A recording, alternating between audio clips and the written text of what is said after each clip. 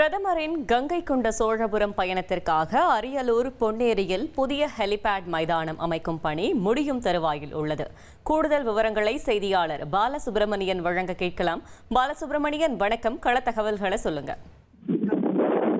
அதாவது அரியலூர் மாவட்டம் கங்கை கொண்ட சோழபுரத்துல பிரதமர் நரேந்திர மோடி நாளை நடைபெற உள்ள மாமன்னன் ராஜேந்திர சோழனின் ஆடி திருவிழாவில் பங்கேற்கிறார். அவரது வருகைக்காக பாதுகாப்பு பணிகள் தீவிரப்படுத்தப்பட்டு கங்கை கொண்ட சோழபுரம் முழுவதுமே காவல்துறை கட்டுப்பாட்டில் வந்துள்ளது. இந்நிலையில பிரதமர் மோடியோட வருகைக்காக ஏற்கனவே குருவாலப்பர் கோவில் கிராமத்துல ஹெலிபேட் மைதானம் அமைச்சிட்டு இருந்தாங்க. நேற்று அந்த மைதானத்துல சோதனை முன்னோட்டமா அவருடைய ஹெலிகாப்டரும் இறங்கி ஒத்திகையெல்லாம் பார்த்தாங்க. இந்த நிலையில அந்த மைதானத்துக்கு பக்கத்துல ஏறக்குறைய ஒரு 2 உயர் மின்னழுத்த கோபுரம் போனதால 3 ஹெலிகாப்டர்ல இறக்குறதுல சிரமம் இருக்கு அப்படிங்கிற மாதிரி விமானி அறிவுறுத்திருந்தாங்க.